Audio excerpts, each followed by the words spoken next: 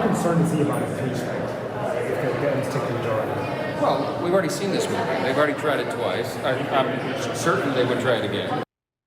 President Trump won't be on the ticket in the 2026 midterms, so GOP leaders are discussing ways to turn out the MAGA faithful. One way to do that, talk up the prospects that Trump could be impeached for a record third time if Democrats take back the House, even though Democratic leaders are so far wary of doing so.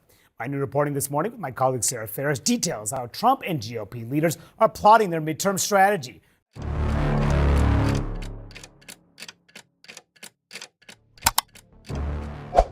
Certaines mesures institutionnelles ne retiennent pas l'attention par leur caractère inédit, mais par leur déviation manifeste par rapport à la trajectoire habituellement prévisible.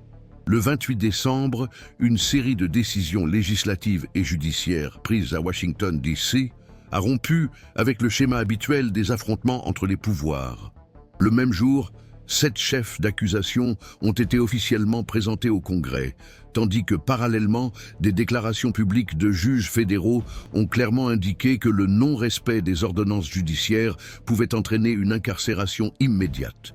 Ce qui se dessine à ce stade précis de la conjoncture politique américaine n'est pas seulement une intensification du conflit entre le pouvoir exécutif et le pouvoir législatif.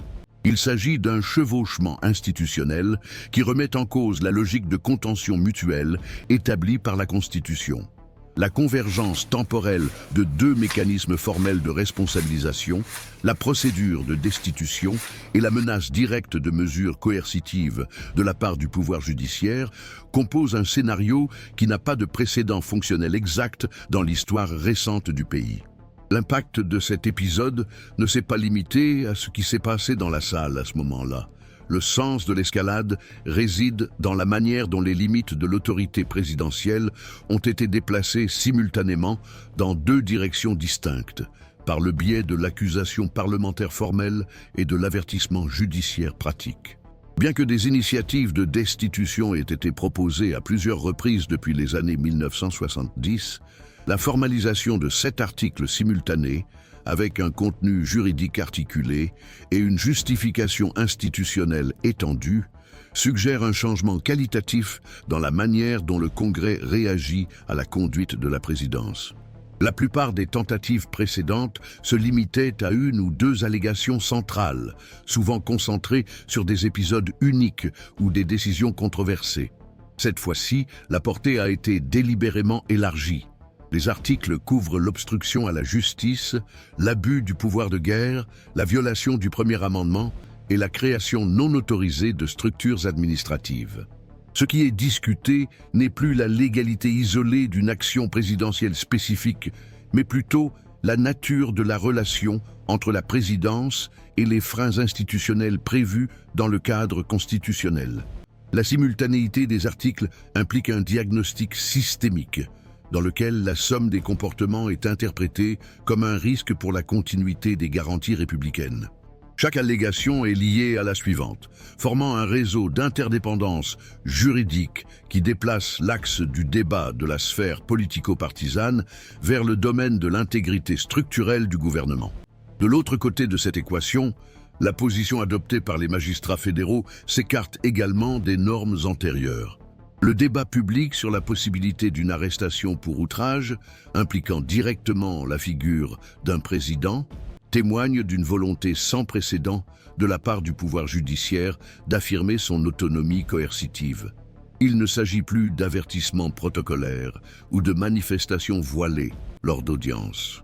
On observe plutôt la formulation explicite d'une ligne d'action fondée sur des prérogatives constitutionnelles qui autorisent l'application de mesures immédiates, y compris la privation de liberté, en réponse au non-respect des décisions judiciaires. L'importance institutionnelle de cette évolution réside dans le fait que l'exécution des ordonnances, par le biais de sanctions coercitives, telles que l'emprisonnement, ne dépend pas d'une délibération parlementaire ou d'une autorisation du ministère de la Justice. Elle repose sur l'autorité fonctionnelle même des juges de première instance, ce qui modifie profondément l'équilibre des pouvoirs entre les branches du gouvernement. En adoptant une attitude de résistance, L'exécutif n'est plus seulement confronté à de longs processus de responsabilisation politique. Il est désormais confronté à des dispositifs juridiques qui fonctionnent avec une temporalité différente, un rythme propre et des conséquences directes. Ce scénario, dans lequel les mécanismes de destitution et de sanctions judiciaires se rapprochent de manière inédite, présente une compression institutionnelle singulière. La présidence n'est pas seulement remise en question pour ses effets sur le système politique. Elle est confrontée à des mécanismes formels qui remettent en cause sa propre capacité à se maintenir à l'écart des effets pratiques de ses décisions. La simultanéité entre l'avancement des articles de destitution et l'intensification de la surveillance judiciaire crée une tension sur deux fronts. Tout en discutant de la perte éventuelle de légitimité politique par le biais d'une destitution formelle, on esquisse également la perte d'immunité fonctionnelle face à l'application directe d'ordonnances judiciaires. Cette convergence suggère une réorganisation de l'espace de contention institutionnel, dans lequel la temporalité politique et la temporalité juridique avancent en parallèle, mais vers un point d'inflexion commun. Face à ce type de mouvement, il devient encore plus important de suivre, avec une attention redoublée, les développements institutionnels. L'enregistrement continu et approfondi de ces épisodes aide à comprendre ce qui est en jeu, non seulement au niveau des décisions ponctuelles, mais aussi dans la structure qui soutient la démocratie représentative elle-même. C'est dans ce contexte que les fondements juridiques présents dans chaque article de mise en accusation commencent à révéler non seulement des accusations ponctuelles, mais aussi des interprétations globales des limites constitutionnelles de la présidence. L'entrave à la justice, par exemple, a toujours été considérée comme un indicateur critique de violation institutionnelle. Elle n'exige pas la preuve complète des infractions sous-jacentes, mais plutôt la démonstration qu'il y a eu une tentative délibérée d'entraver ou d'empêcher le fonctionnement des mécanismes formels d'enquête. Lorsque cette allégation vise un chef d'État, elle acquiert un poids structurel. La présomption constitutionnelle est que le système doit fonctionner sans ingérence, notamment en ce qui concerne le contrôle de l'exécutif lui-même. Ainsi, l'accusation d'entrave se détache des conflits politiques immédiats et entre dans la sphère de la viabilité fonctionnelle de l'État de droit. Ce qui est en jeu, dans ce cas, c'est la capacité du système à maintenir son intégrité, même face aux pressions exercées par ses instances les plus élevées.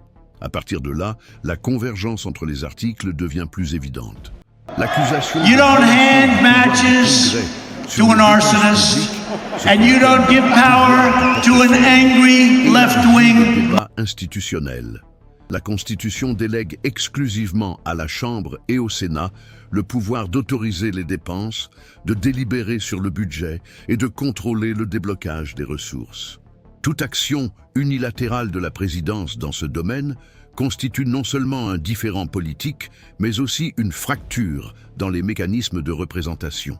Le principe en jeu est que le contrôle du budget est, par définition, une fonction collective, soumise à l'examen public et à la délibération pluraliste. L'accusation selon laquelle des ressources ont été réaffectées sans autorisation formelle constitue donc une rupture avec cette logique d'équilibre.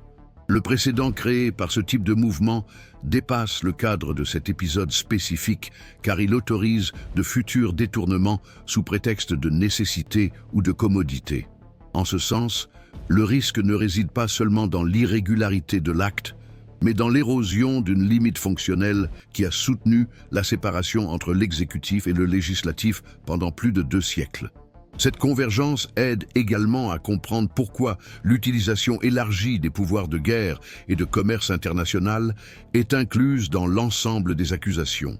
La législation américaine et la tradition constitutionnelle réservent au Congrès le pouvoir de déclarer la guerre, d'approuver les interventions et de réglementer les relations commerciales avec l'étranger. La centralisation de ces décisions au sein du cabinet présidentiel représente un renversement des garanties créées pour éviter les actions unilatérales dans des domaines à fort impact. Lorsque la gestion des tarifs douaniers, des sanctions ou des mouvements militaires se fait sans autorisation expresse, le système entre dans un état de tension permanente. La chaîne de commandement se raccourcit, les mécanismes de responsabilisation deviennent moins efficaces et la marge de manœuvre pour des décisions motivées par des calculs politiques s'élargit. Les articles de mise en accusation soutiennent que ce type de comportement non seulement rompt la prévisibilité institutionnelle, mais crée un modèle de gouvernance parallèle, dans lequel les institutions représentatives perdent leur fonction délibérative et commencent à fonctionner sous autorisation tacite ou rétroactive. Au sein de ce modèle, l'accusation de violation du premier amendement occupe une place centrale. Bien que souvent traitée comme une question de liberté individuelle, la protection de l'expression, de la presse et de la critique institutionnelle joue un rôle collectif dans le fonctionnement du système. L'argument présenté dans les articles est que l'utilisation de l'appareil public pour contraindre, représenter ou intimider des opposants, des journalistes ou des agents publics viole directement ce principe. Le risque souligné ne réside pas seulement dans la suppression des opinions divergentes, mais aussi dans la consolidation d'une culture de dissuasion institutionnelle. Lorsque la critique fait l'objet d'une surveillance et que l'exercice des fonctions institutionnelles dépend de l'alignement politique sur l'exécutif, il se crée un environnement dans lequel l'autonomie fonctionnelle des institutions perd de sa densité.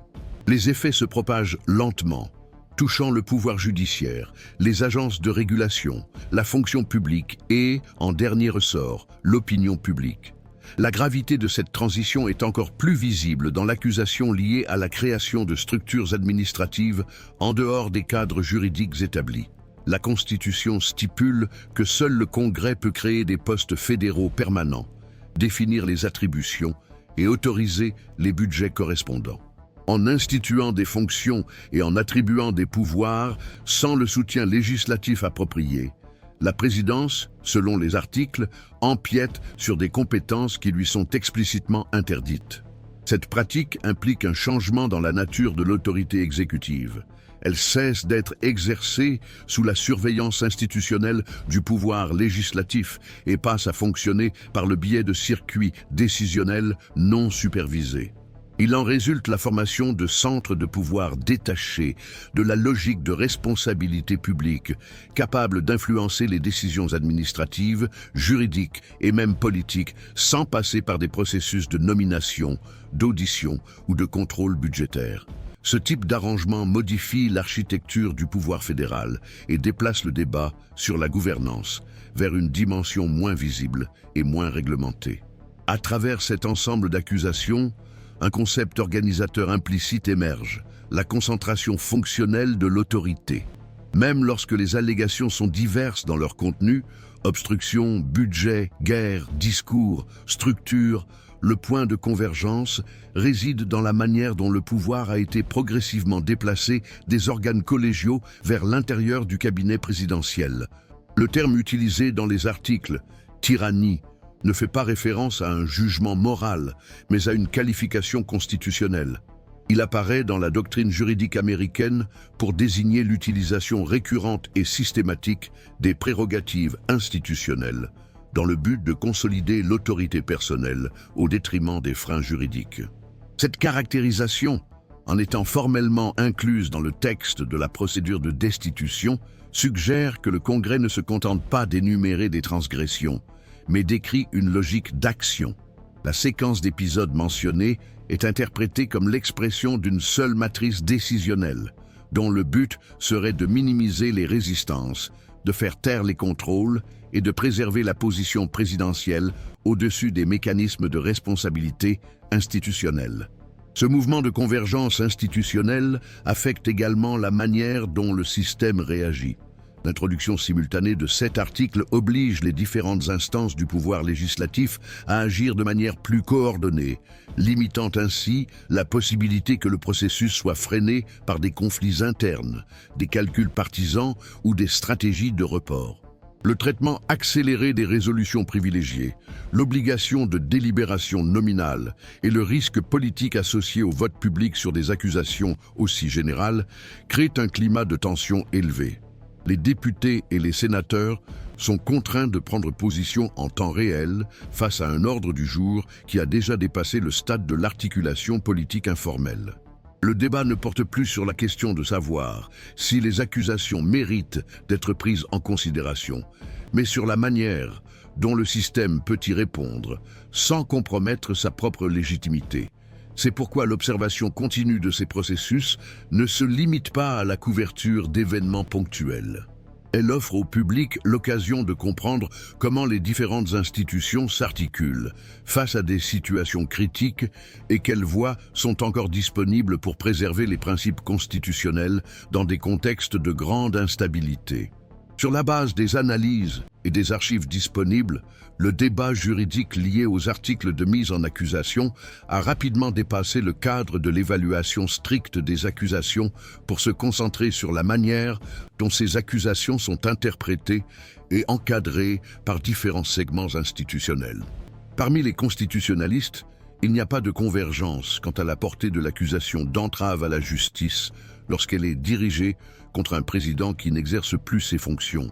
Certains juristes soutiennent que la responsabilité a posteriori préserve une fonction institutionnelle importante, notamment en fixant des paramètres et en créant des précédents susceptibles d'orienter les comportements futurs.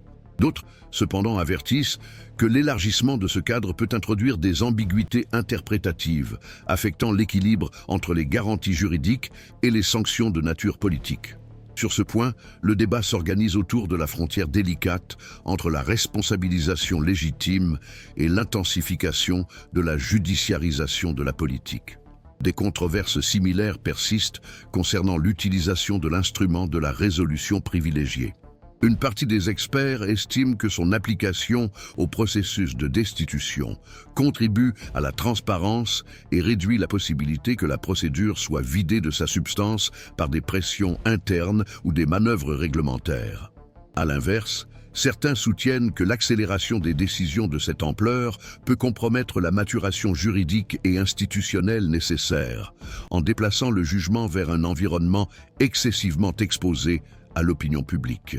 L'absence de consensus sur la procédure renforce l'impression que le litige ne se limite pas au bien fondé des accusations, mais implique également la définition de la manière dont le système doit réagir aux comportements présidentiels qui mettent à rude épreuve le cadre constitutionnel. Du point de vue du pouvoir judiciaire, les observateurs institutionnels indiquent que la plus grande disposition des juges fédéraux à recourir à des mécanismes tels que le contempt of court, déclenché en cas de non-respect des ordonnances judiciaires, signale un changement important dans la position des tribunaux. La possibilité d'imposer des sanctions coercitives à des hauts fonctionnaires, y compris la prévision d'une détention civile jusqu'à l'exécution de la décision, modifie l'équilibre traditionnel entre les pouvoirs en introduisant des réponses immédiates dans des contextes politiquement sensibles. Dans le même temps, les juristes soulignent que, bien que ces instruments soient prévus dans l'ordre juridique, ils n'ont pas été conçus pour des conflits impliquant directement le cœur du pouvoir exécutif, ce qui crée un champ sensible de tension entre l'autonomie judiciaire et la préservation de la stabilité politique.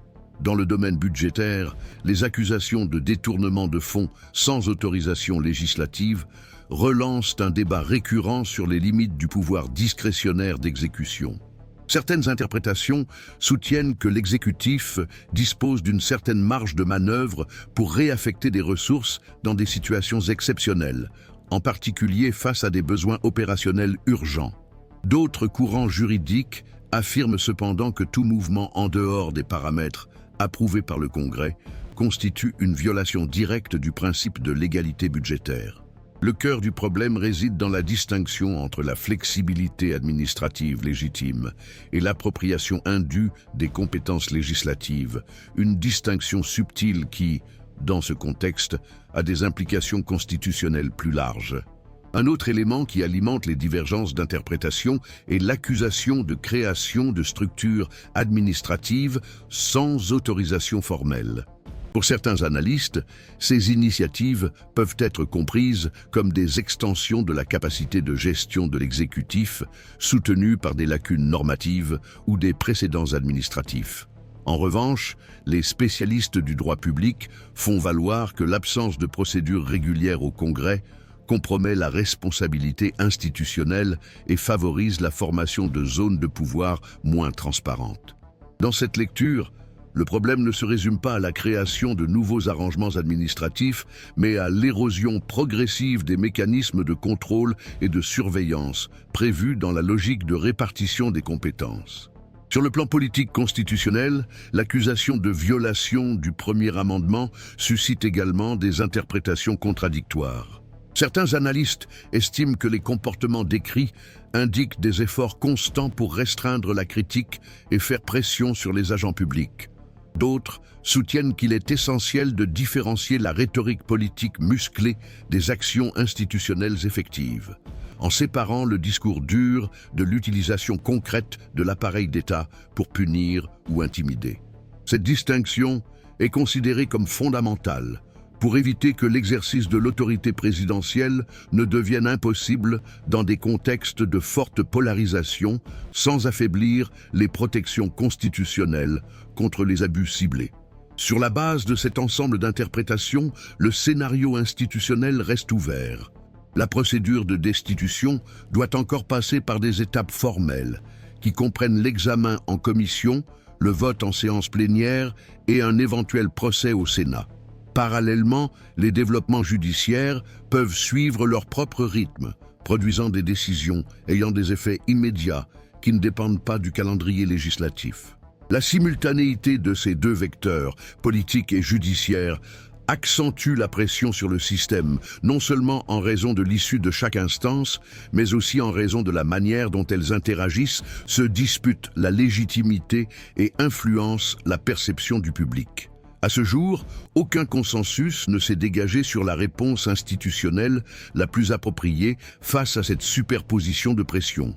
Une partie de la communauté juridique préconise une approche séquentielle, dans laquelle le Congrès joue un rôle de premier plan et le pouvoir judiciaire adopte une attitude plus restrictive jusqu'à ce que le processus législatif avance. D'autres soutiennent que l'autonomie fonctionnelle des tribunaux exige une action immédiate chaque fois que des ordonnances judiciaires ne sont pas respectées, indépendamment du rythme du pouvoir législatif. Cette divergence met en évidence un dilemme structurel. Comment concilier la nécessité d'une réponse rapide avec la préservation de la stabilité institutionnelle? Le débat se poursuit et les prochaines mesures dépendront non seulement de décisions techniques, mais aussi de la capacité des institutions à absorber les tensions sans compromettre leur légitimité. La manière dont chaque pouvoir interprète et exerce ses attributions à l'heure actuelle pourrait redéfinir de manière durable les contours du présidentialisme aux États-Unis d'Amérique. C'est pourquoi il est essentiel de suivre attentivement et en continu ces développements, non pas pour observer des événements isolés, mais pour comprendre comment le système réagit, s'adapte et se transforme lorsque sa propre architecture institutionnelle est mise à l'épreuve.